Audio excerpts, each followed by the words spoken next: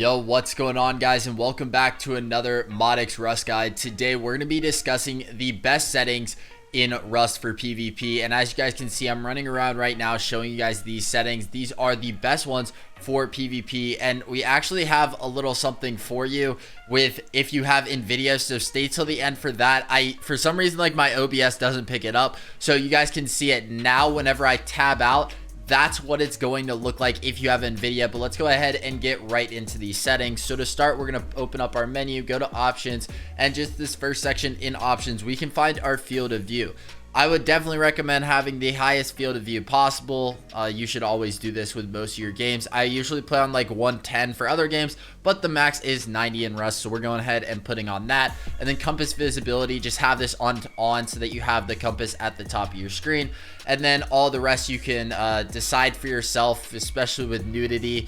But one crucial change that we need to come into is with physics, because max gibbs is crucial whenever you're actually raiding or whenever you're breaking down either timber or a door, because it will leave stuff up and like leave broken parts up whenever you break that door. So just turn it down to 0 for max gibbs, and the door is going to be see-through faster, so that way you're not getting killed whenever raiding. So definitely turn that on. And now moving on to user interface, you guys can just copy what I have right now. I'm pretty sure that these are the default settings. And then for audio, I'd recommend having your music volume, menu music volume all the way down, just because like that's what I like. It's up to you guys though.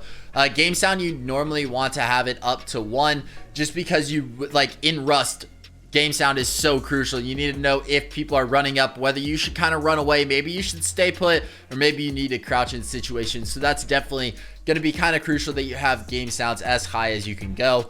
I know that some people do want to hear like around them whenever they're playing, but that's not what you want to do if you're going for PvP. Now for controls, all of this is basically self-explanatory and you guys get to decide, except there is one setting that you guys might not be using, and that's hover loop. I'd recommend setting this to like an extra keybind on your mouse, and that's what I have. I have a really easy keybind that I can have, and that's paired with F on my mouse, so I just hold that, or I could go on the keyboard and hold F, but since I have a mouse, it's way easier just to do that. And then whenever I am like looting somebody, I can just go like this and it will automatically bring it into my inventory. And then if it's in my inventory, I'm also able to like switch it from hotbars pretty easily. So that's why I would go ahead and put hover loop there. And now let's get into screen. Basically, you want to choose the resolution of your monitor. And then with FPS limit, I have a 144 hertz monitor, so I don't get too much out of it whenever I'm increasing my FPS. And I'm also recording, so I don't want to really kill the FPS on the computer. If I really wanted to go serious, I guess, and buy a new monitor, then I'd increase that, of course. But now let's talk about graphics, because this is where we're going to be seeing a ton of the best settings. So first of all, graphics quality up to 5. Everything else is 0 or lowest it can go with shader level. And then draw distance up to 2500, shadow distance up to 1000.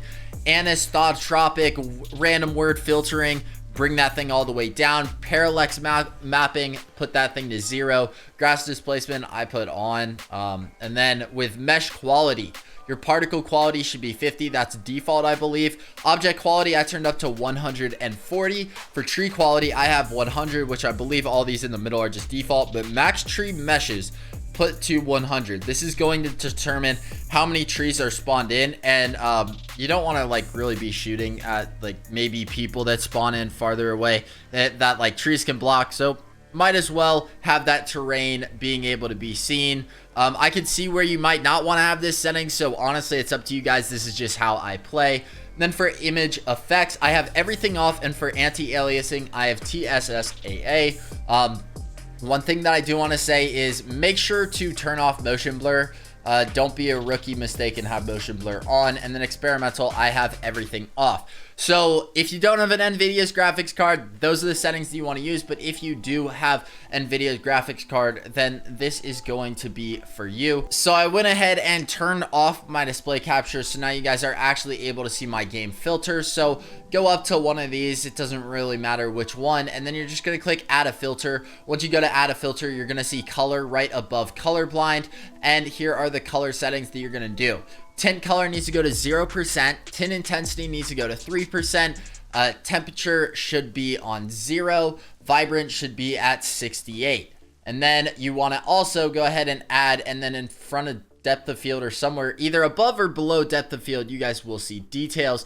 You can go ahead and open this up, and then for sharpen you want 29%, clarity 4%, HDR toning 100%, and bloom at 0%. So those are the best settings for your game filter when it comes to Rust for PvP. These settings are going to help you guys out. So I hope that you guys did appreciate this video, and as you guys can see, this is what night kind of looks like, and here's what night would actually look like if we were using the Nvidia graphics card. So that just gives you guys a look like this is supposed to be super dark, and you guys can see that I just kind of changed. This is without once again. So basically, these are the best settings. I don't want to ramble too much longer. Thank you guys so much for watching this video. I hope you guys did enjoy. Be sure to check out our other Rust guides on the end screen that's showing up right now. Thank you guys so much for watching, and I'll see you all in the next one.